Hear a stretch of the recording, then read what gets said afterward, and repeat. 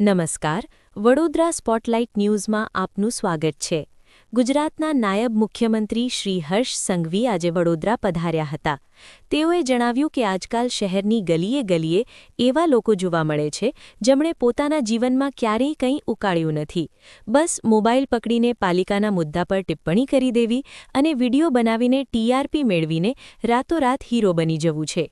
વિરોધીઓ યાદ રાખે કે સોશિયલ મીડિયા પર ફેમસ થવાથી જનતાની સેવા નથી થતી. સામાન્ય રીતે જેને કંઈ કરવાનું જ નથી ને, જેને જીવનમાં દરરોજ સવારે જાગીને ખાલી શહેરની અંદરથી એક વસ્તુ શોધવાની છે અને એની ટીકા કરવાની છે. જે વ્યક્તિ એના જીવનમાં પોતાના જીવનમાં કોઈ દિવસ ઘરનું કામ બી ના કરી શક્યા હોય, એ વ્યક્તિ કે જેને જીવનભરમાં ખાલી ને ખાલી વહેલી સવારે જાગીને દુનિયાભરનું શહેરની અંદરથી કઈ વસ્તુ એવી છે કે આજે મારે એનો વિડીયો બનાવાય અને મારે કઈ બી કરીને હીરો બનાય, એવા તમને દર ગલીએ આજે લોકો મળશે.